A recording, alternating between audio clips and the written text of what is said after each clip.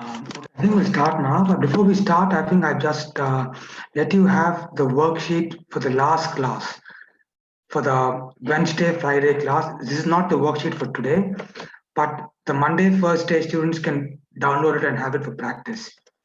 So that's the previous worksheet. It's not today's worksheet. So today's worksheet, I'll just let you have it now. So the ones who haven't solved this, that is the Monday and the Thursday batch. You can probably please download that.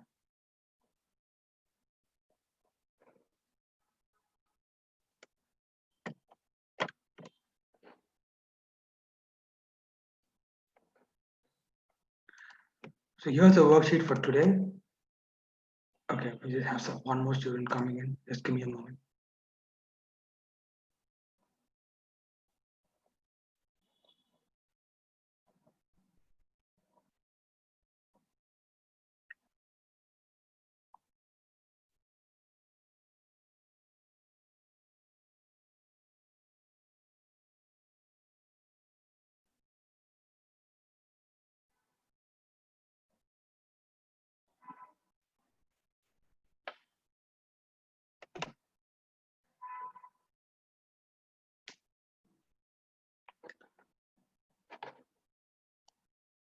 Right, so here's the worksheet for today.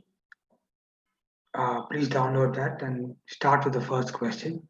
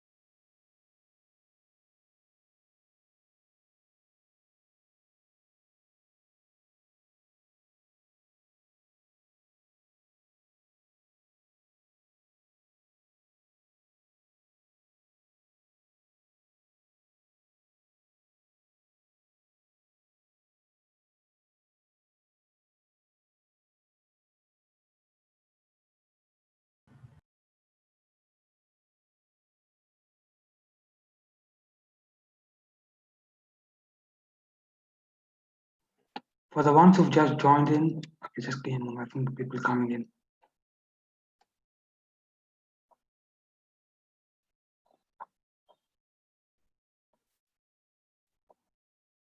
Right. For the ones who've just joined in, here's the worksheet for today's class. Please download that.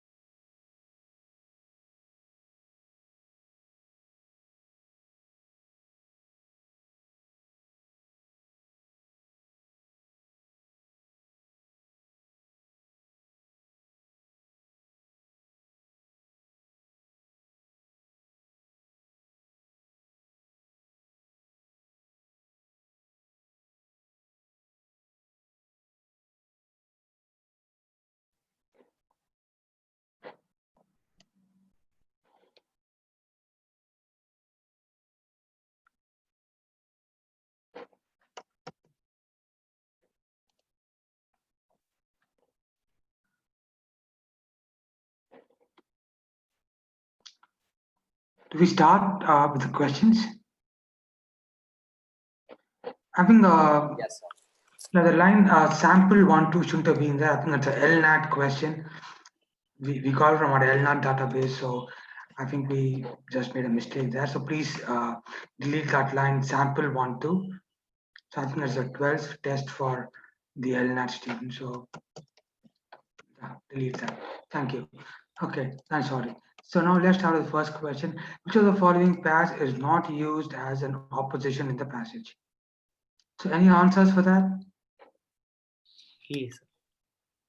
C? B, sir. A, sir. A. Okay, we have A for adult and B for bucket. Is it? Any other answers? Okay, let's see. Which of the following is not used as an opposition? Is not used. An ideal physician and the Victorian patriarch. It's not an opposition, right? An opposition is to contrary views, whereas here they kind of compare. They compare an ideal physician to Victorian patriarch. They say that they're too paternalistic, too willing to act on judgments, and so they say that the whole line there. So to treat without consulting a patient is to assume that a patient does or should have on its own assessment of the risk, benefits, and burdens. But current hospital specialists, it is said, rarely know their patients or themselves well enough to make this assumption without serious risk of ignorant uh, arrogance. So, given hospital hierarchies, such paternalistic physicians are seen to resemble Victorian patriarchs. So the conventional physician, because of the hierarchies in the hospital, are seen to resemble the Victorian patriarch, not an opposition.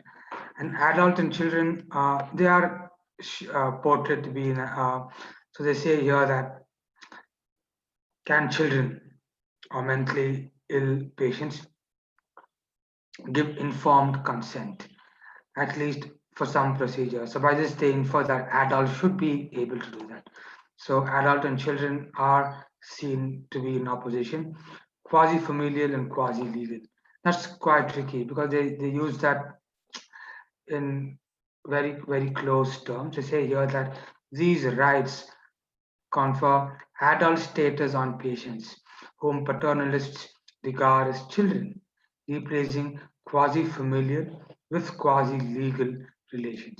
So you are replacing quasi familial with quasi legal uh, relations. Even if you are not very familiar with what quasi familial is and what quasi legal is, we can kind of infer that they are in opposition because they're replacing the one with the other.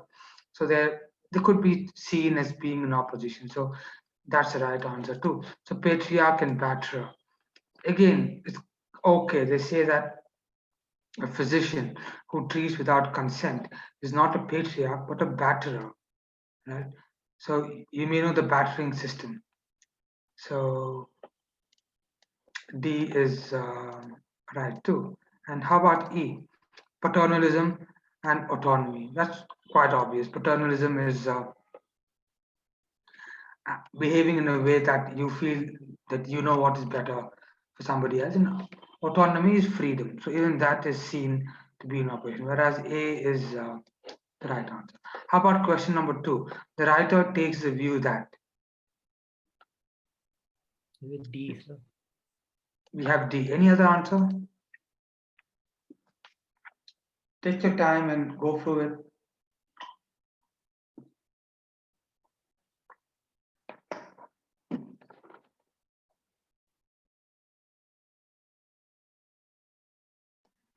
Yeah. So is it option A? Physicians need to change their attitudes. Do you think that's true? See, what is the structure of this passage? They begin with the Hippocratic oath. If you were to kind of break this passage into three parts, you could say that first they talk about the Hippocratic injunction, or the injunction is just a law. So they begin with what the Hippocratic law is, and then they talk about some what what is the normal the general view that doctors are seen to be paternalistic. So so you could just break that. You could say that's the first paragraph.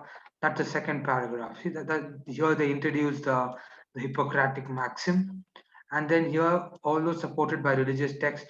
So this ideal physician is increasingly criticized as paternalistic, too willing. So that's a view, the popular view, right? Some physicians. So that's the second paragraph. You can think as the second paragraph.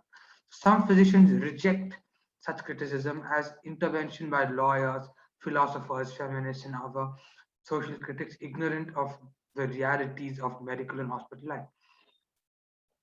But the neo-paternalists admit that physicians should attend more carefully to the patient's desire and to give them greater weight and all that. So unmodified critics, however, continue to insist that treatment choice belongs to the patient, however imprudent and not to the physician, however attentive. To curb Hippocratic paternalism, they define a range of patient-specific rights to be told about and choose among alternative treatments, including a right to refuse all, even life-saving treatment. These rights, so that's the third paragraph. So now we could think of this as the fourth paragraph. They say that these rights confer adult status. I think this is where the writer is giving us his or her opinion, right? So these rights confer adult status on patients whom paternalists regard as children, replacing quasi-familial with quasi-legal relations. Okay, and then they say that a patient's free and informed consent reflects an implicit therapeutic contract defined and reviewed as treatment proceeds. And then I think that they talk about quant, and then they say here, say this is a fifth paragraph, they talk about what Kant says, and this is the nearest to their opinion. They say that does the principle uh, of Kant cover voluntary euthanasia? So what about voluntary euthanasia? What if a patient wants to kill themselves? So can children and all that, can parents or other surrogates? And then they say, consequently, the whole idea of calling doctors paternalistic means that who is to decide is becoming more important than what is to be done. Okay, and they say that physicians' power and not their character is the issue. And so they say that power of procedure has become as important in medical ethics as correct conclusion. So they say that it's more about the power than character, and it's more about who gets to decide than what's the right course of action. Okay, so I don't think that physicians need to change their attitude, is what the writer view is. Some doctors are too old-fashioned. Again, I'm not very sure if this is the view, but between A and B, I think B is more suitable. Let's look at C. We need to reconsider the validity of the Hippocratic Oath. Again, I'm not very sure of that. The important issue is medical ethics today is who gets to decide. Is who decides. I think that is certainly could be an answer. The patient should decide on their treatment, not the physician. I think that D is the nearest answer because they say here who is to decide has become more pressing than what is to be done. Whereas what is to be done is more important because the whole uh, the driving motive of the medical profession is to save lives and to foster good health, right? It's not just individualistic ego. So I think that this is going to be the nearest answer. The most important issue in medical ethics today is who decides and not what is the right course of action. So I think D is the right answer. Very good. So how about question number 3? Yes, sir. D again, D for dolphin. Okay. No, elephant, I guess. E for Okay, elephant. E for elephant. Okay, let's see. So why might voluntary euthanasia be against Kantian principles? So before we answer, let's just go and see what Kantian principles are. So they say that a physician who treats without such consent is not a patriarch, but a batterer, right? So less litigiously, these rights define a principle of autonomy traced to Kantian notions of respect for persons and inherent human dignity. So attempts to apply this principle have raised questions of scope. Is the patient free and informed consent needed for routine procedures with slight and rare risks. So I think that's the part of the passage that we need to look into. So a physician who treats without is not a patriarch but a batterer. So less litigiously, the principles of trace back to Kantian notions, uh, where the respect for persons and inherent human dignity, right? And then they say that thus the notion contra Kant cover voluntary euthanasia. So they say that so Kant is a principle of autonomy, right? So something to do with autonomy and something to do with notions of respect of persons and inherent human dignity. So we'll just have that at the back of our mind and we'll just try to answer. So why might voluntary euthanasia be against Kant? So they say here, contra Kant, right? It is not a medical treatment. It does not respect human dignity. I think that's quite possible because they say when they talk about Kant that they talk about principles of autonomy and notions of respect for persons and inherent human dignity. So B is quite possible. We'll have B in the pipeline. Let's look at C. It is contrary to natural law, not very relevant here. It undermines um, it undermines the patient or physician's relationship. It is not an example of autonomy. Okay, so between B and E, I think E2 is talked about. So between B and E, and before we proceed, I think for the ones who just joined, I'll just let you have the link for today's class, and we're starting with the second question because I think we finished the first question.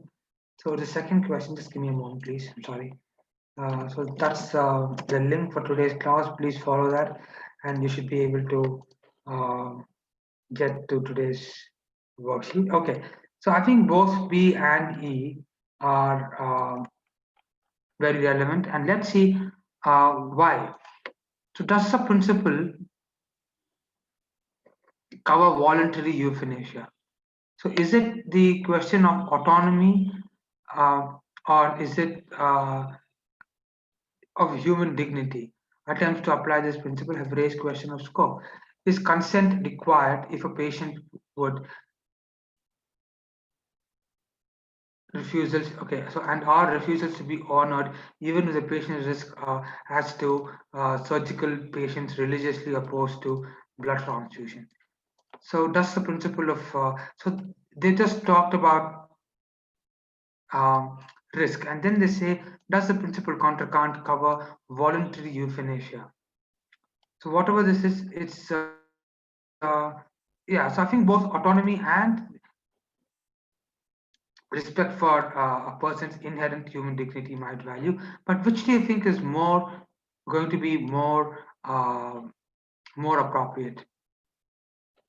Okay, if it is E, and why not? Why do you think that autonomy is more relevant than human dignity? Is it because you?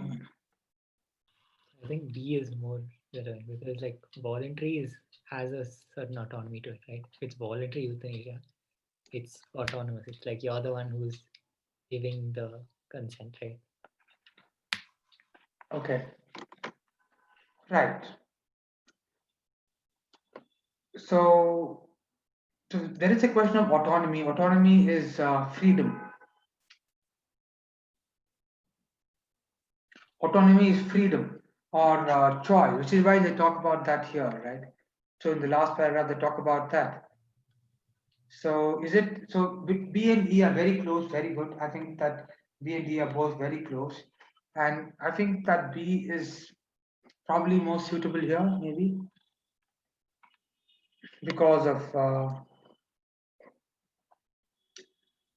the fact that the whole idea of euthanasia means that the person, or voluntary euthanasia means that it is the person's choice to die. So why is it a problem? Because of human dignity and not an example of autonomy. Okay. So I think we'll now start with the second question. You can take 10 minutes and we'll start with the second question.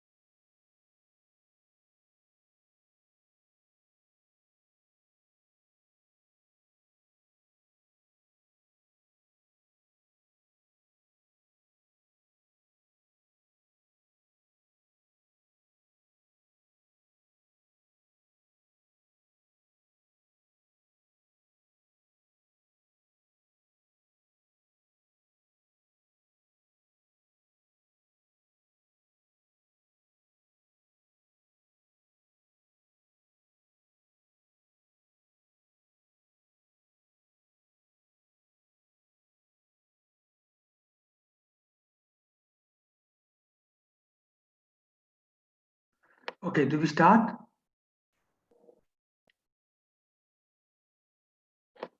Yeah, the first question now. Which of these pairs, one drawn from each passage, a paragraph, offers the probable reason for the writer's use of italics for certain words in the first paragraph and inverted commas around certain words in the third paragraph? So here, right, they say, yeah, before we start, what does the word provenance mean? It means origin, birth. And what does the word milia mean? It means environment, right? So milia is environment.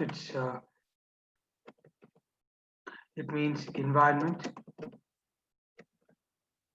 You could just think of it as environment, surroundings, or and the word provenance means origin or birth. So this could have been asked as a question, but we haven't asked it. So this could have been asked as a question in your examination. So right. So please make note of that if you haven't, if you didn't know it. Right. So so they say a social order, but the particular social order. So they're stressing on it, right? It's not a social order, but of the particular social order. And here, why do they use inverted commas for words like security risks, sensitive, right? And soundness. Why do they use inverted commas? Any answer? Sure, right? D. So they use inverted commas here.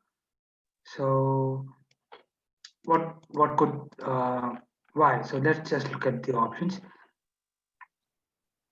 Before we start, any answers? We had one D. So Any other answer? I went yes once. Okay, let us see. D. Yeah, E for elephant. No, sir. D. D for dog. Okay, D for dog. Okay, fine. So we have no other answer, but let's see. Uh, because he's drawing attention to the difference between these paragraphs, these words. Mm, I don't think that's true because these words are technical terms.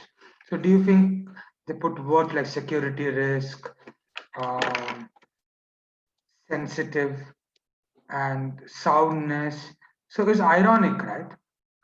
It's clearly ironic. So, see, what is the context? They say here that in all capitalist countries, though with different degrees of thoroughness, the US and all that, they say that candidates to civil services and members of it are subjected to screening procedures and security checks, which have become a familiar and permanent feature of Western administrative life. And the official reason given for these procedures is that they are required to exclude security risks from employment, okay, by the state, particularly in important and sensitive posts. But the notion of what constitutes a security risk, so just imagine someone saying it, they'll say so-called security risk, so-called soundness, so-called sensitivity, right? So that's how they would have read this article, right? So it's obviously ironic. They're being ironic, right? So option D, which states that because he wants to draw the reader's attention to the way these words are used in the first paragraph, right? So the way they, because if you say a social order, it could mean anything. You could say it could be something like a pen or a pencil or a rubber or a notebook. Whereas it's not, here they say they're trying to differentiate between a social order and the particular social order. So I think that's kind of yeah, stress would have been better. So here they say that because he wants to draw the reader's attention to the way these words are used, the way A and V is not just an identifier, but it's an identifier. is not just an article but an identifier. So what's the difference between an article and an identifier? And is the indefinite article and is the definite article. But they can also be used as identifiers, which are used to identify, not just as a precursor of a noun, but as something that used to identify, right? So yeah, so that could be the reason that they're italicized in the first paragraph, and in the third paragraph, the reason you have them in within inverted commas or single quotes. Single quotes is what how we call it in India. So single quotes is because of the fact that that they are ironic, right? It's ironic. Very good. So option D is going to be the right answer. You just mark option D. So question 2, the writer here uses the word conservative to mean what? C or E, sir. Okay, fine. So we have C or E. Any other answer? B, sir. Okay, so we have D again. No, so B for ball. Okay, B for ball. Any other answer? We have B and E, and then we have B. So let's see. So the writer here uses the word conservative. So they talk about conservative in the first paragraph, right? They say that the conservatism of top civil servants in advanced capitalist country needs to be seen not in general terms but in specific terms related to class configurations and hierarchies of these particular societies and all that. And they talk about and to have its major purposes, not simply to defend a social order and all that. And then they say, in other words, top civil servants in these countries are not simply conservative in general. They are conservative in the sense that they are within their allotted sphere, the conscious and unconscious allies of existing economic and social elites. Okay. There is more than one reason for this, and they say that the most obvious. So this is where they define what their idea of being conservative. So they say that the conscious or unconscious allies of um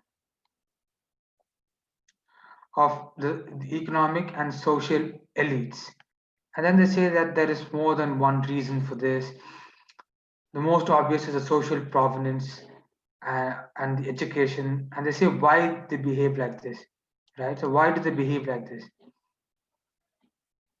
They say because they themselves come from because of their social provenance. I told you that provenance is origin, the social origin, and the education and the class situation of top civil servants make them a part of the specific milieu or environment whose ideas, prejudices, and outlook they are most likely to share because they come from these elites, elite background, so they're obviously likely to share these ideas.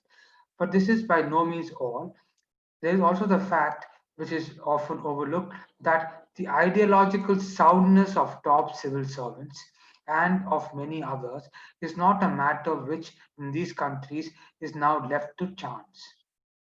So recruitment and prominent and promotion are no longer in the main determined on the basis of social provenance or religious affiliation, nor are civil servants in these systems expected to subscribe to a specific political doctrine, but they are nevertheless expected to dwell within the spectrum of thought of which strong conservatism formed one extreme and weak reformism the other. So outside that spectrum, there lurks a grave danger, and in some countries, the absolute necessity of a blighted administrative career and of no administrative career at all. So, okay, so I think that's where the answer lies. We just mark that. So they say that even though systems have changed now, and there's and the question of provenance is not as important as it used to be, but they say that so they say that the ideological soundness of top civil servant and of many others is not a matter which is left to chance. So they say that that's how they're being recruited.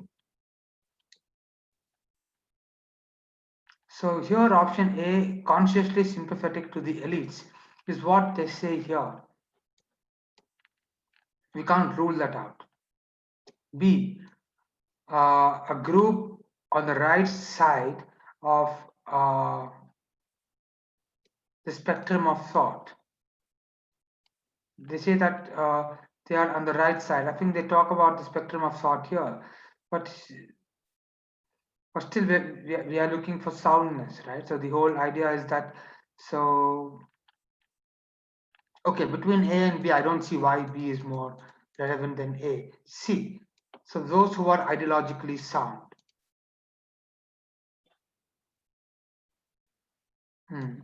We don't know. So even though they say that they say here that the ideological soundness of top civil servants, but does that mean that everybody who's ideologically sound becomes conservative?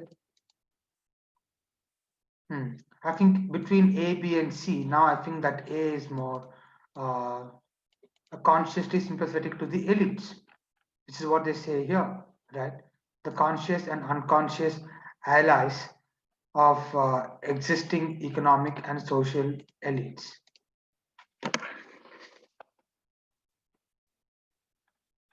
So here they say that they are sympathetic towards the elites. And those educated at private schools, they don't talk about that. A group who understands the national interest. I don't think that's really true. So why do you say B? So like generally when you talk about like conservative, you generally mean like a far right or a right side group, right? Right aligned group. That's right. Okay.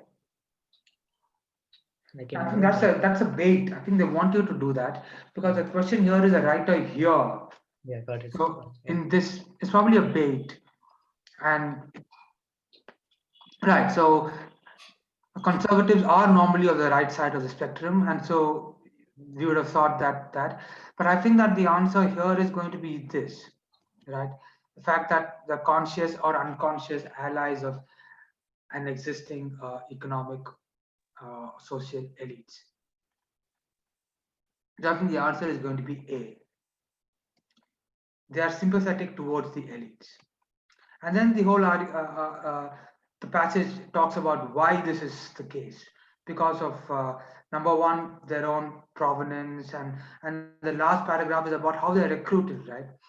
So in the recruitment itself, people make sure that if they come from backgrounds that are of a non-conservative nature, they may not even be recruited, or even if they are recruited, they may not be promoted, and eventually they all fall in place.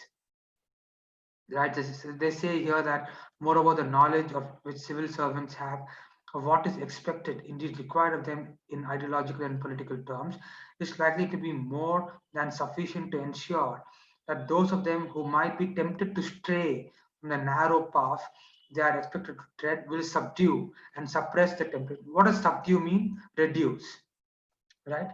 Abate.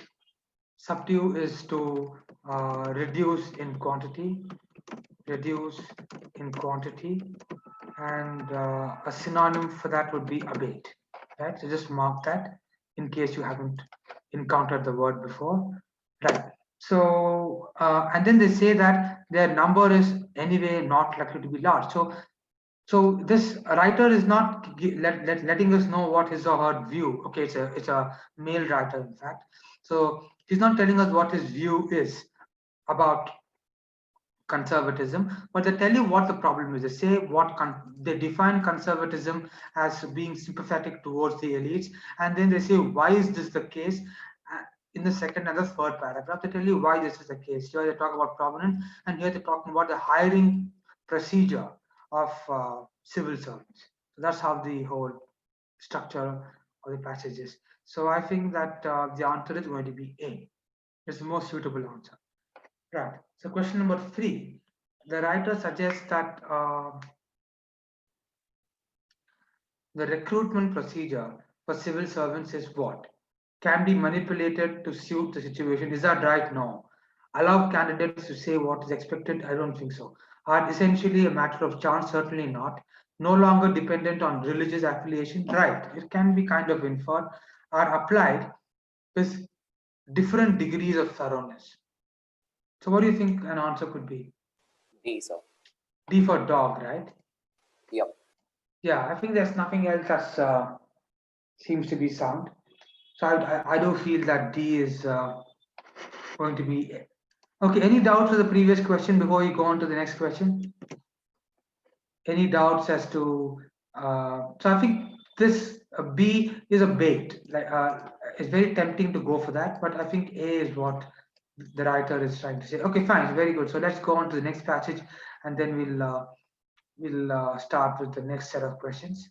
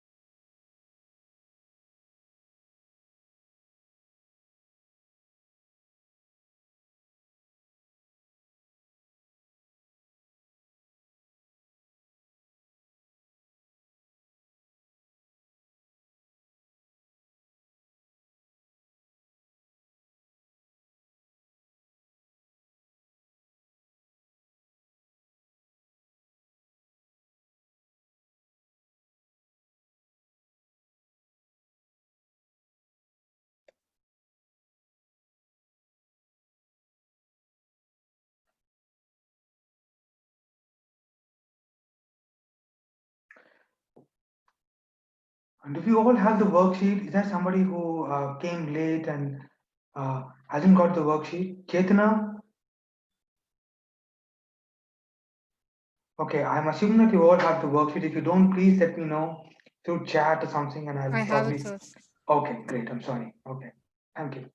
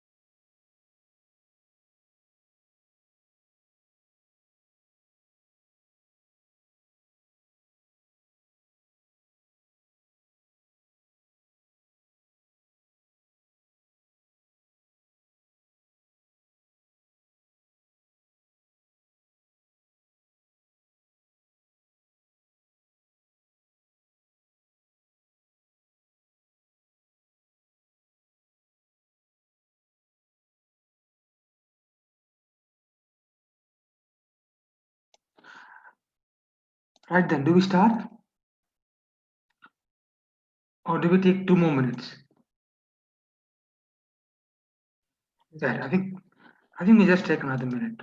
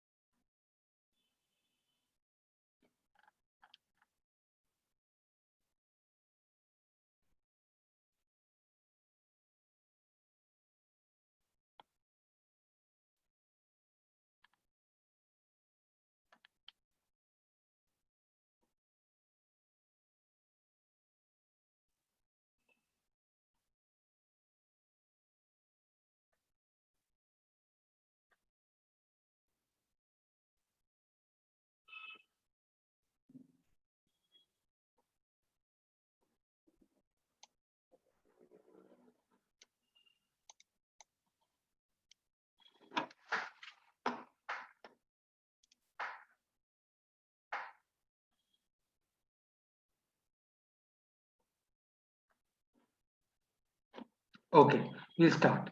But before we start, just look at the way it's structured. So here they talk about the fact that something has changed in the 20th century, right? So what has changed? The audience has changed. The jury has changed. So the jury is now of a popular sentiment, and their verdicts are cruder, and their anxieties are more politically potent than those of philosophers, right? So that's what this person says, and then they say that science is being judged from the outside, and then they say that. Uh, and then they say that what the age of the age of enlightenment, which happened during the 16th and the 17th century, so what that uh, the change that had brought about in the western line of thought was that knowledge must by its very nature be free of our subjective values, right? It is the only way the scientific world could be certain that it was knowledge as opposed to just another point of view, right? So there were so many points of views. So they thought the earth was flat and all that. So there were many points of views. And so what made science different was that it was it was an attempt to escape from the tyranny of mere points of views, right? So that's the line here. And then they say that for the horrors and anxieties of 20th and all that. And then they talk about how you must add some value, right? And they say that you must add value. And then this is the argument of for general scientists and all that. And then towards the end, they say that so any shortcomings. So they say that a scientist may not be able to anticipate the the the upshot of his or her or the result of his or her creation, but the world may be able to. So they can't anticipate the ethical and the political problems that could creep up from their work, right? So that's the argument here. Oh, I think that somebody may have thought that it's a 5 o'clock class, so I have people joining in now. Okay, so right, so I think I'll just okay. So that's the thing. So that's the way. And the word quandary, it means a confusion, a complete confusion, right? So confusion, doubt, self-doubt. So that's what the word quandary means. So now that we know the basic structure, let's just see if we can answer the question. So if I want to just join, here's the worksheet. So here's the link. Please download the worksheet. And this was a 4 to 6 class. I'm sorry if you missed the first half.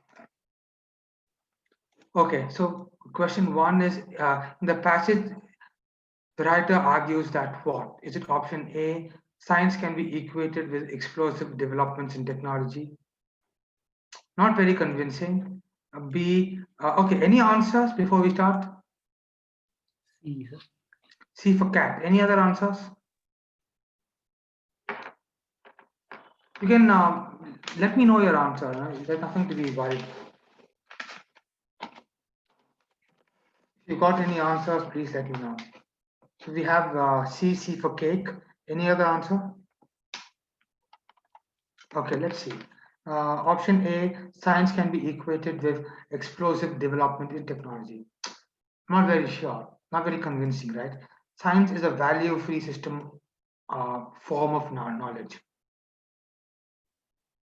Okay, we can infer that to some extent to say that the pursuit is knowledge and not merely value, but it's not very convincing from this paragraph. C, science involves a pursuit of knowledge for its own sake. More convincing, I think C is a better way to put B.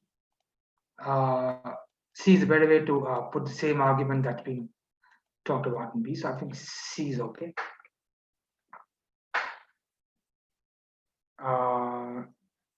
D, scientific investigation is an elite pursuit. I don't think they talk about class here. E, scientific investigation must involve experimental tests, not talked about, right? So I think C and B are both right, but I think C is a better way to put the same argument that is made in option B. So I think that the right answer is C. Okay. Now question number 2, any answers for that? E, sir. Okay, E for elephant. Any other answer? Okay, let's see. So in the passage, the writer does not claim that science is at the center of the public realm. Uh, yeah, I think that's quite straightforward, right? I don't think that the writer ever claimed that science should be at the public realm. Has become more visible, yes. Requires some human input, yes. Has been judged from the outside, yes. Should be free of our subjective view, yes. I think that's talked about here, and we had done so because, according to the wisdom of the Enlightenment, knowledge must, by its very nature, be free of our subjective views. It was the only way that the scientific world could be certain that it was knowledge as opposed to just another point of view. So science indeed has offered us an escape from the tyranny of mere points of views. Right? So yeah, so I think option A is going to be the right answer. No, but then like A is there in the passage. I think like I'll just check 1 second. I remember reading it. 1 second, sir. Yeah. You can just say Yeah, sir. It's kind. there in the fifth line, sir. Okay.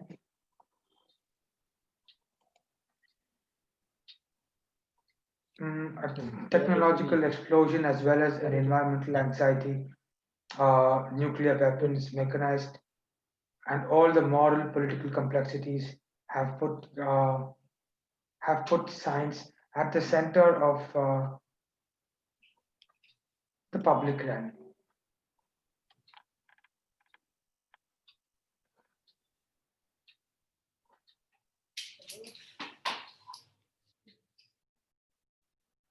Okay, so does not claim. Yeah, sir. Like why I chose E is because like he says that it's true. Like it's currently it's free of subjective values, but after that he goes on to say that it shouldn't be that way. Like, I think they say, okay, hold on. Yeah, fine. I think that's right. I think, yeah, so I think they say here that, see, they say that it's, okay, I thought it's not. Okay, I thought it is. Okay. So they say that has put it in the, at the center of the public realm and it become more visible. Okay. So it should be free of our subjective views. Why? See, they say that it should be, but okay, I think this is harder than I thought. I think the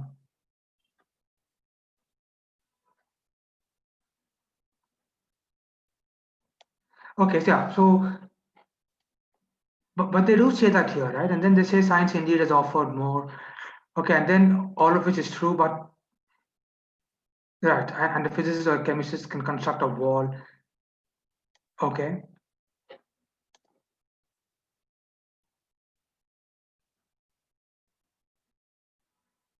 but I don't think that they say anything about our subjective as to it should be free of our subjective values. Because look, they say here that the great problem, see, they say that the importance of this is that science has been judged from the outside. So the pursuit of objective knowledge for its own sake is no longer the private mission of an elite subject on its own demands and sensitive voice. And so don't you think that's going to play a role too? so like why I chose that was because like I know it's not like directly mentioned, but then it when you read it, I felt like the author was hinting more toward like there should be values attached to it. Because like after like the part that I highlighted, right after that, he says Okay. that like he gives it like a little of a negative connotation kind of thing. I thought that uh, what they meant here was that because of the rise in technology and anxiety and nuclear weapons and all that, that has put sciences at the public realm,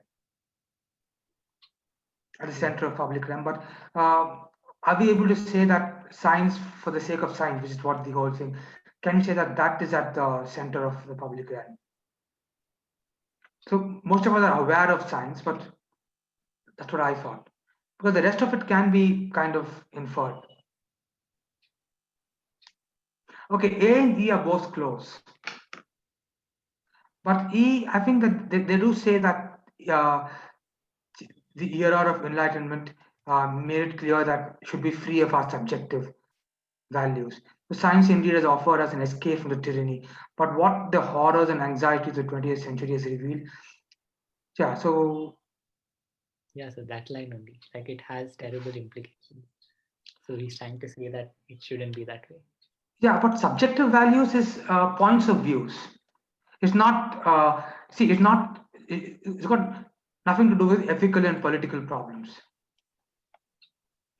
Subjective values is points of views. Like you have a feather and a stone, you drop them both, and your subjective judgment may be that the stone is going to fall before the feather, whereas that's not what science says. Yes, I got it. But like, That's what I felt.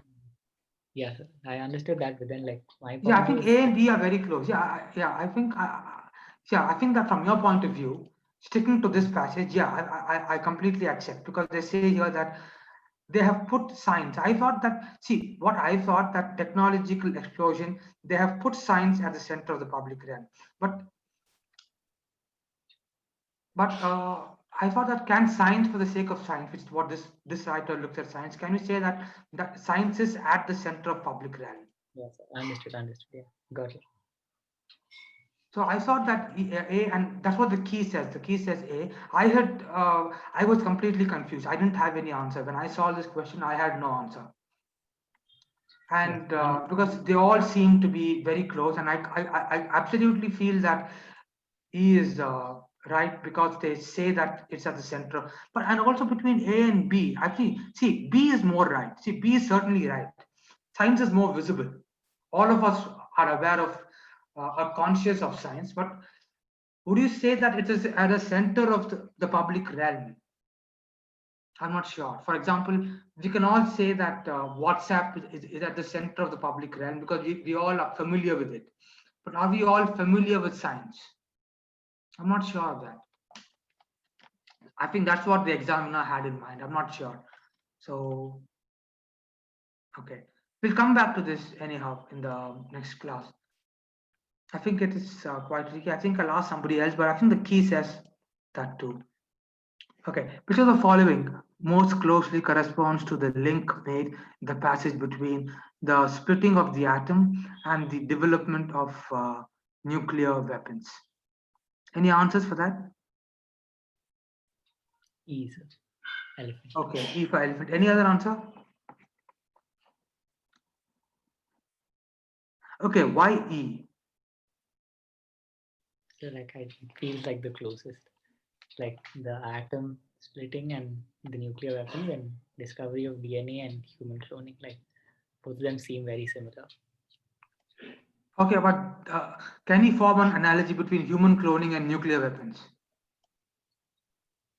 In a sense, like both of them can have like harmful effects. Like it can be used for good, but it can also be used for bad. Like you can use the splitting of atoms for like producing nuclear energy or for Yeah, creating but here nuclear. they only talk about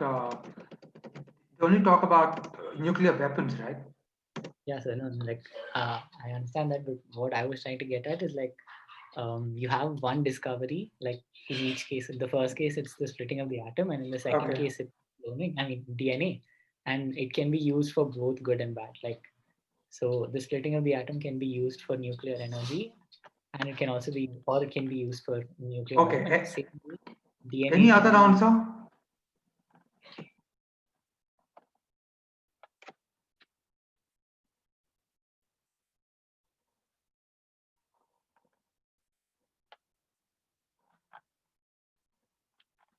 Any other answers for this? How about option? How about the option with? Okay, I think I've lost my screen. Just give me a moment. I think I'll just recover my screen share. Just a moment.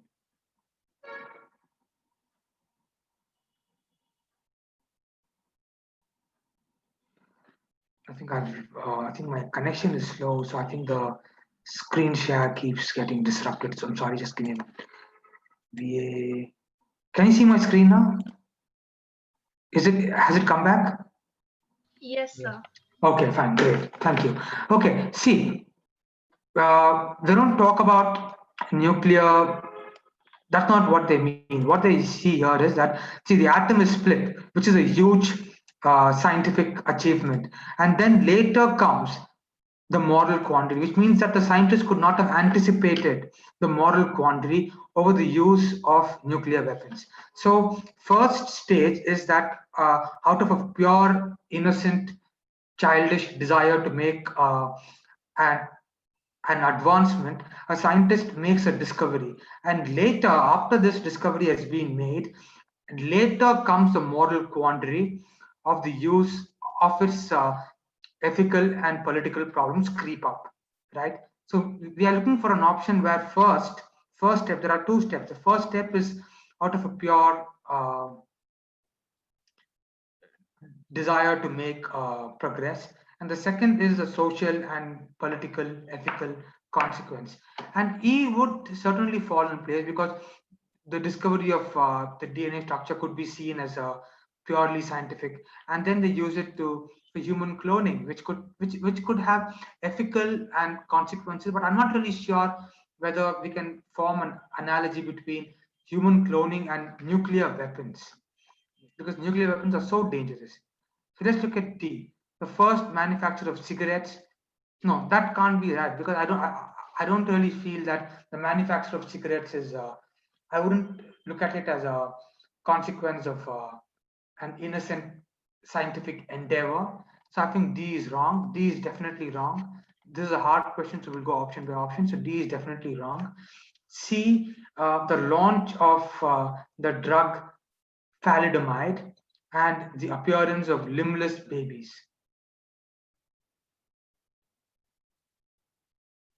How about that?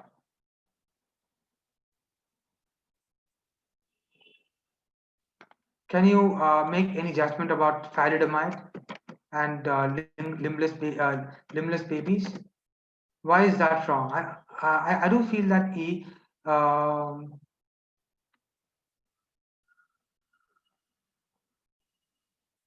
so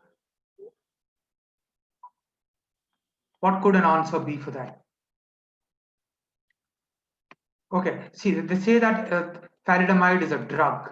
So the very fact that it was a drug, it has been launched, means that it is not born out of an innocent desire to make scientific progress. It has, like a cigarette, just like a manufacturer of a cigarette, there is a very materialistic desire, a very market-driven desire to drive it. So it's not just a discovery.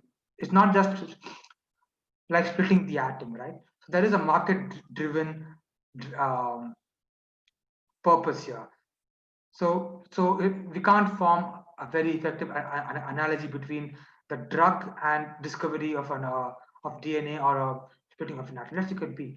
The again, there's the same thing. See, what we're looking for is splitting of an atom. Which, see, what they say here is that the scientists will argue that uh, human knowledge is a progressive, inevitable, value-free investigation. So that's the word, value-free investigation. So we're looking for value-free investigation. So the manufacture of a drug, the launch of a drug cannot be seen as a value-free investigation, right? The first manufacture of a cigarette, not a value-free investigation. So the invention of printing press, not a value-free investigation. And the flight of the first jet, not a value-free. The only value-free investigation here is going to be option E for elephant, right? And therefore, we can decide that that is the answer. So everything else is going to be different. So the answer is E for elephant. Very good. So we'll come back on this.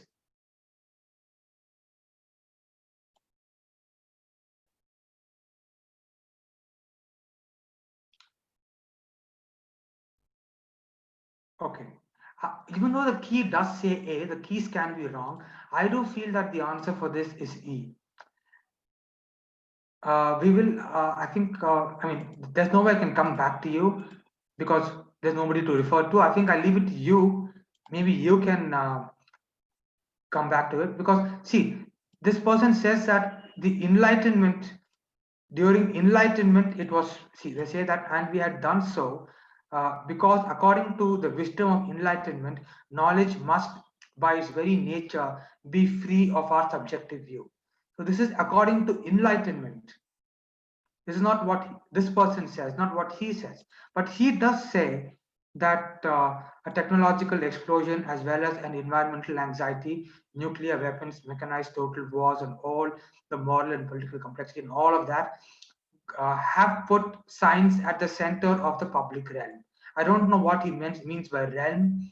By realm, does he mean uh, an area of psychological thought? I don't know, but he does say that. It's, this does seem to be his point of view, right? So I think that A can be inferred, whereas E can't be inferred because E is not this person's point of view, but rather what was a point of view during the Enlightenment era. So I think that E is the right answer, even though the place where we got this from, they say that it's A, but we don't know. It could be E. Yes. So please go through it again. All of you work on it again and try to form your own rationale. Okay. So right now let's go on to passage number 4.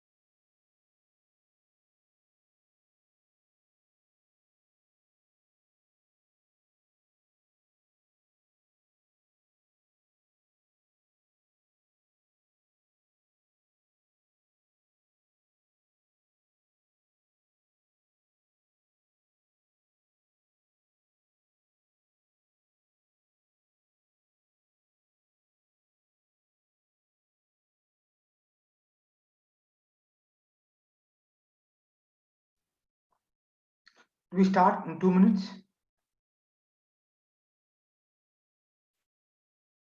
Okay, I think we start in 2 minutes.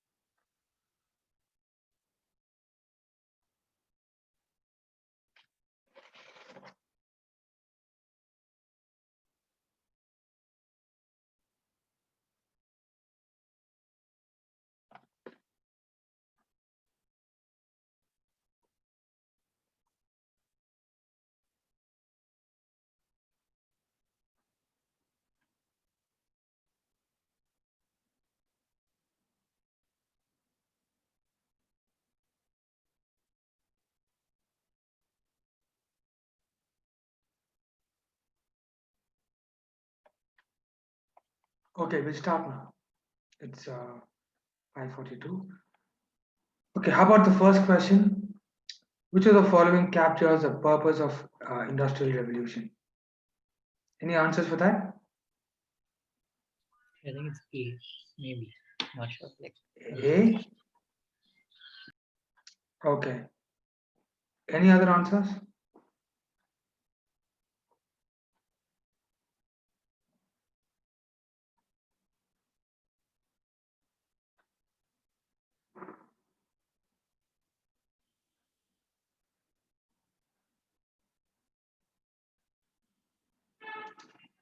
Okay, you think that, okay, two is definitely wrong.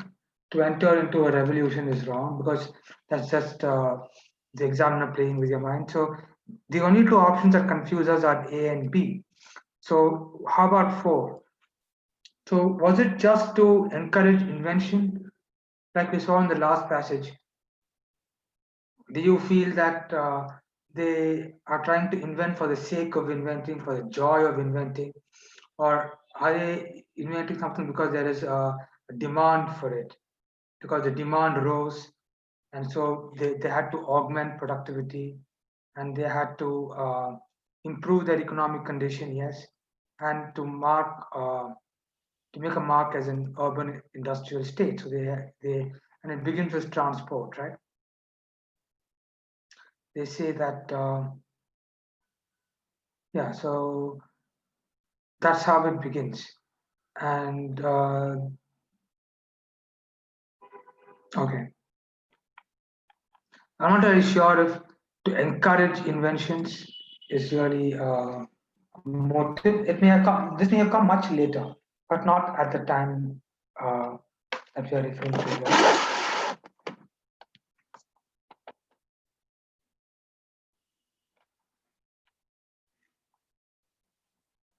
So I think that the right answer is 1, 3, and 5, which is option A. Okay. Which of the following is not a fact?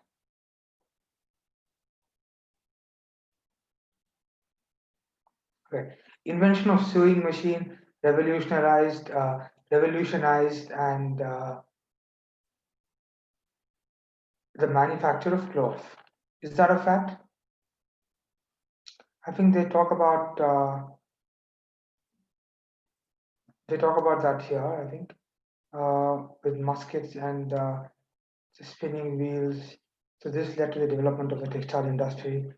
And they say that in 1846, Elias Howe created the sewing machine. All of a sudden, clothing began to be made in factories as opposed to at home.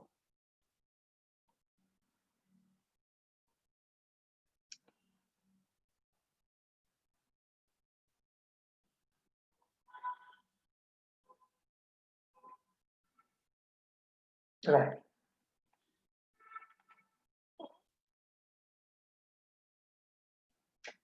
Okay. So it revolutionized manufacture. Can you say it revolutionized because it took it from home to industry? It must have revolutionized, right?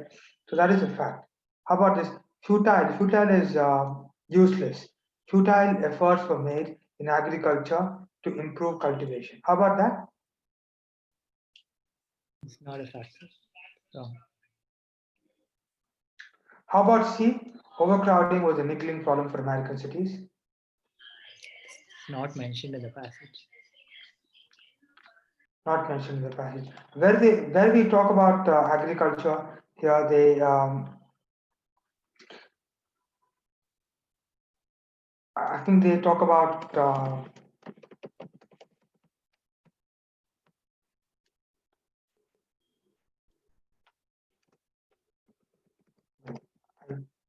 I think we'll be better go with D. The industrial marched its way to create New York as a trade hub. Can we infer that anywhere? Yes. Okay. And they do talk about the fact that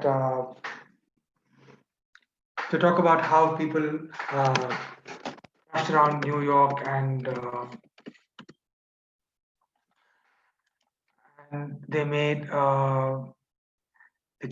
the creation of the Erie Canal created a route from the Atlantic to the Great Lakes, thereby uh, helping stimulate the economy of New York. That can be inferred to in some way. So the overcrowding was a niggling problem. It can't be inferred. Futile efforts were made in agriculture to improve cultivation. That again is not a fact. So from this, what we can make out is that two of them are definitely not a fact, right? We can't make out about anything about, see, they do talk about transport, right? They talk about how transport had, see, they say that first transportation was expanded, second electricity, and then they made improvements were made to industrial processes. They talk about refining processes, accelerating production. So the government helped protect American manufacturers by passing a protection tariff, right? And then they talk about all the thing, and then as industry and factories rose, people moved from farms to cities. That is all we can say about population, right? People moved from farms to cities. Does that mean that the cities were overcrowded? We don't know. For example, this person he created a reaper which allowed quicker and cheaper harvesting of grain and created the first speeding up the process. Okay, so with the increased size of the US, better communication network scale, and Cumberland Road, the first national broad will begin. This eventually Interstate 40, and further river transportation, but we still can't make out, we can't be very sure as to whether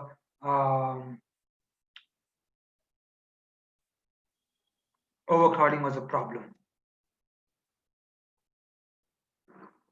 right?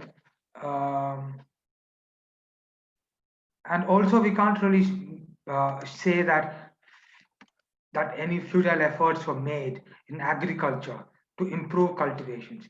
What we do know is that in the 40s and the 60s, see, what we do know is that in the 40s, the 30, during the after Cyrus McCormick created the Reaper, there was a great increase in production.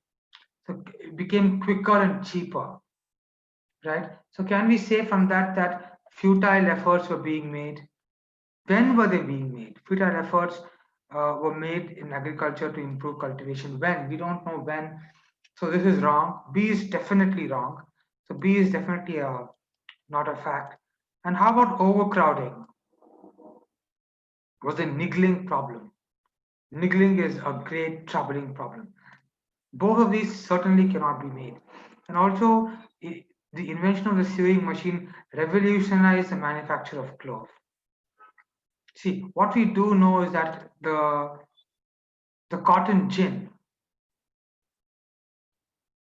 the fact that the see, this person Whitney, he created the cotton gin, and then the South produced a lot of cotton. Before that, it was very hard to separate cotton from the seed.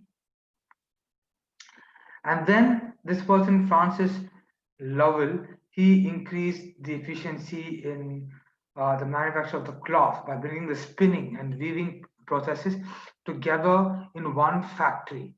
So this led to the development of the textile industry. And then the sewing machine. And all of a sudden, clothing began to be made in factories as opposed to at home. But still, are we able to make out that this revolutionized the manufacture of cloth? Yeah, we can, I suppose. But in a way, I feel that this is what did it. I think this Francis Lowell, I think his could be, because both of these are wrong. Maybe that's what they want you to do. So maybe the answer is all of the above. So then, like, A and D can be, it's a fact. A and B can be kind of, it's not a fact. See, from this fact alone, and New York became a hub only during the 20th and late 19th century. See, what we can infer about New York here is that the creation of the canal created a route from the Atlantic Ocean to the Great, thereby helping stimulate the economy of New York. That is all that we can infer from this passage. Can we infer that Industrial Revolution marched its way to create New York as a trade hub? We don't know. Was it a trade hub? All we know is that it stimulated the economy of New York. Was it a trade hub? We don't know. So it may have been a fact, but are we able to infer that from this passage? No.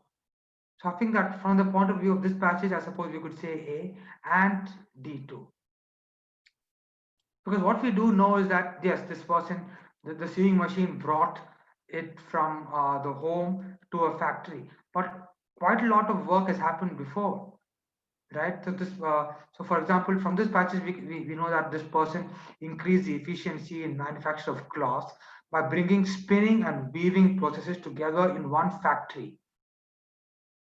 So this led to the development of the textile industry throughout New England. So this may have been the case. This may have been what we're looking for, not the invention of the. So this what this began to be made as. So what this could infer is that the home industry was completely abolished after the invention of the sewing machine. There was absolutely no concept of a home industry, whereas before that there may have been slight notions of a home industry. So that's what we can infer. So I think that the answer is going to be all of the above. All of them can be inferred. Okay, how about question 3? Which of the following key features made industrial revolution A huge success. Transportation got expanded, or is it government aids? The unparalleled efforts of the people of that era, the independence of the economy, e-inventions. So what is the answer? E, sir. Invention.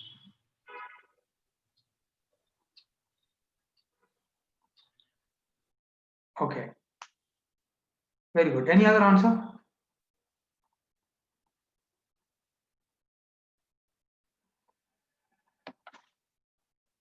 See, you can't just say that the whole industrial thing happened, revolution happened because they had good transport, right?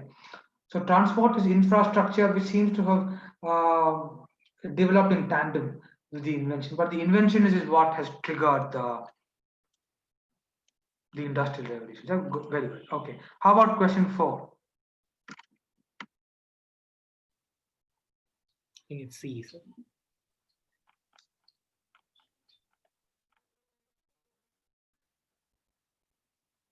Okay. Any other answer? A machine is, I think that, see, somehow, you see, this cotton gin, right? What a cotton gin does is that cotton wool and cotton seed. So it separates the cotton wool from the cotton seed. But earlier, they used to do this manually. People used to pick cotton. So that's a word, cotton picking. So people used to pick cottons, which was to pick the cotton from the seed. It's a very laborious task. And people used to get their hands hardened up and calloused. You know, it was a very painful process. And then they kind of invented the cotton gin, right? So a machine is brought to correct 50 answers in a day. It just decreases the labor. Okay, so I think we can't rule that out. Oil is a lubricant. As a lubricant is used to increase the efficiency of the machine. I think that's wrong. A robot is used to make to separate husk from grain. Possible. An automated robot is designated in the role of a teacher. I don't think that's right. A machine is made to multitask.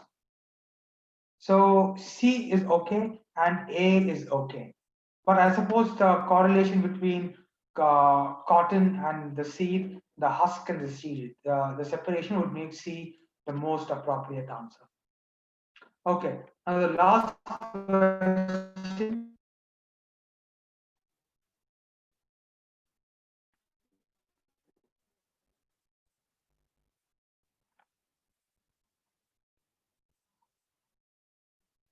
Yeah, I think we'll do the last question. It's a very long question.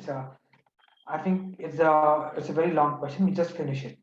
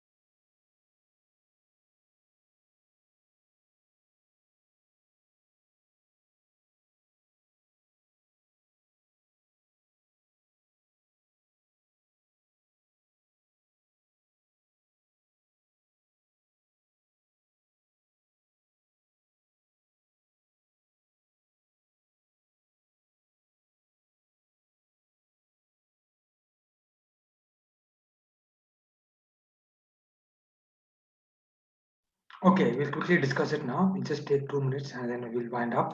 Okay, have you all read the passage, all of us? Yes. Great. Okay, fine. So let's start with the first question. Which of the following factors, which factors form the core of women's political movement? And this is according to this passage only, not in general. Okay, that's known to you, of course. I'm just. What's the answer for that? See, we don't talk about emancipation, right? See, emancipation is about breaking free from the clutches, which is a very poetic idea. And I think that this passage mostly talks about political freedom and about the political representation of women. And they say that even that is a problem in most developing countries and in developed countries. They say that, and even though see, they say, I think this is the core of the passage, the most important part of the passage. They say that the feminist movement around the world is startlingly the same conclusion on the issues of gender and political power. Although women in different parts of the world face different problems and confront different challenges, and the feminist movement has many shades and strands, all of them, irrespective of the nature of societies they live in, strike a common tone. And what's that tone? The tone is that there's no um, see, there's no political representation. So these questions. Why very few women, compared to the substantial number, roughly 50%, exercise or seek to exercise political power, right? So that's the whole thing. So and then she has attempted to explain low participation of women in politics. So low participation of women in politics. I'll just mark that. So that's the essential topic here, and they talk about physiological constraints, cultural constraints, role constraints, and male conspiracy. So it's chiefly political. It's a chiefly political passage, which doesn't talk about emancipation, even though emancipation is political.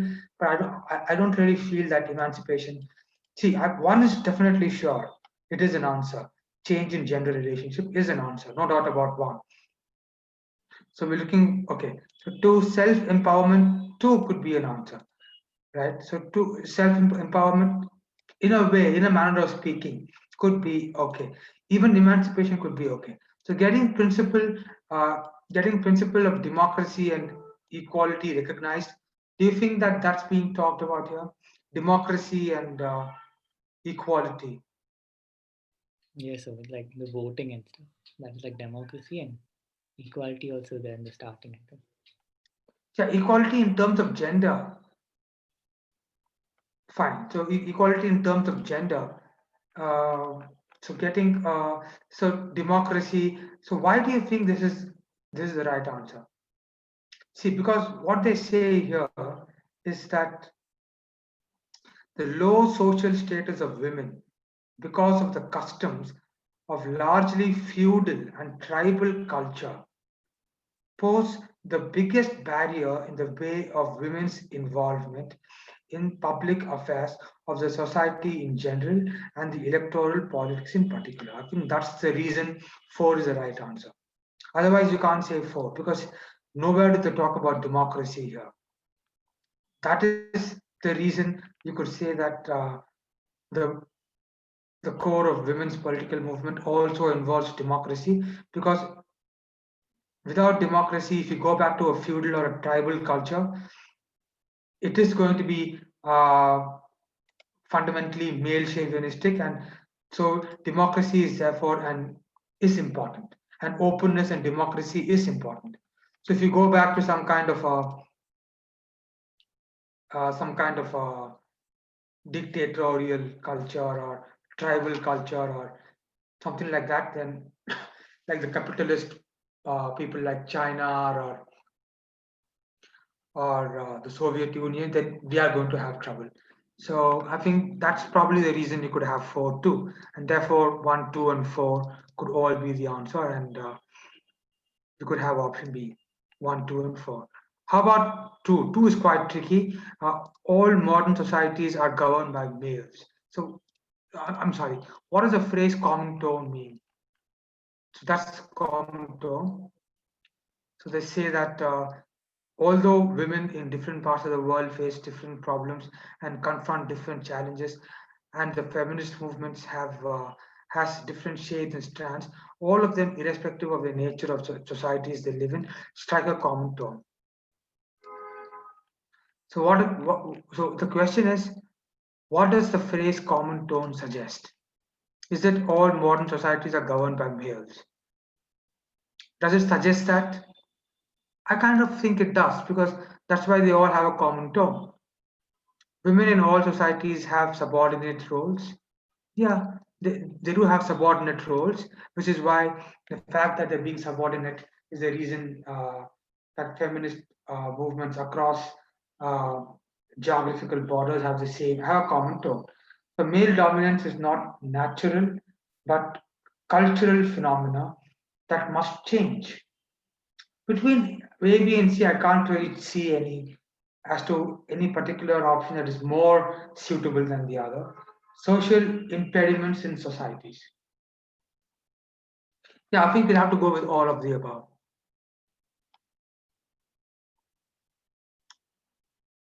Any doubts with that? Any alternative answers? No. Right. Which of the following is undoubtedly a fact?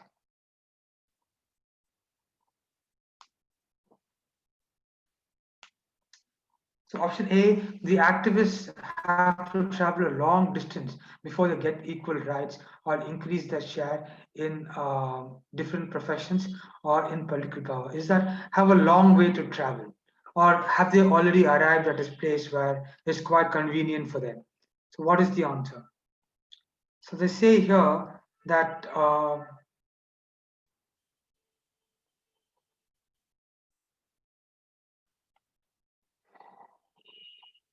see they say here that so they say that the American political context of this and many other similar studies does not eliminate their relevance to the developing countries like Pakistan, but they kind of give us reasons as to why it's hard for Pakistan. But they also say that see they say that wait, just give me a moment.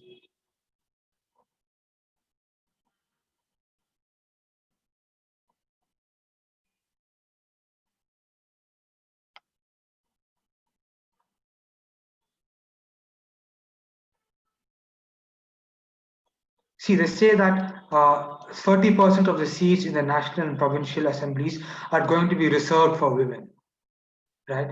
So these are formal affirmative actions that women movement in Pakistan had demanded for a long time. So will the status role increase? Will discrimination against them come to an end? So the question is undoubtedly a fact. So do they have a long way to travel? We will have it in the pipeline. We don't know. Option B: cultural constraints work against the self-empowerment of women, especially in Pakistan. I think this is true. They do talk about the largely feudal, tribal culture pose the biggest barrier in the way of women's involvement in public affairs. And also they talk about the low social status of women, right? So in the case of Pakistan, one must fully comprehend the cultural constraint and how they have reinforced the subordinate social role of women. All of these make it a fact that this could be a more suitable answer. But especially in Pakistan, yeah, I suppose we could say, we'll see. There is an interlock between social status and participation in electoral politics. How about that? Yeah, that's also mentioned. Yeah, that is mentioned too. There is an interlock between social status and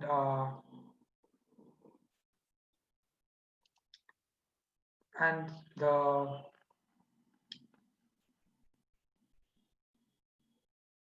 so a low social status makes it very hard for them to get involved in social life, in public life, to take an active part in public life. I think that is mentioned too.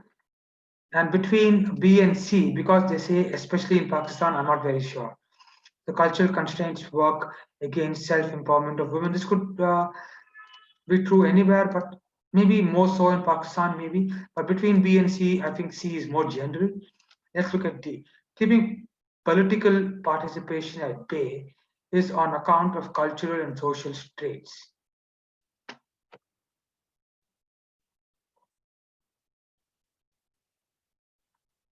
How about that?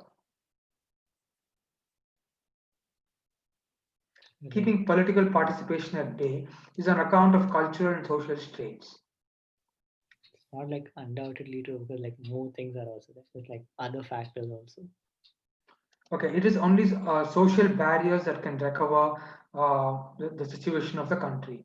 It is only social barriers that can recover the situation of the country.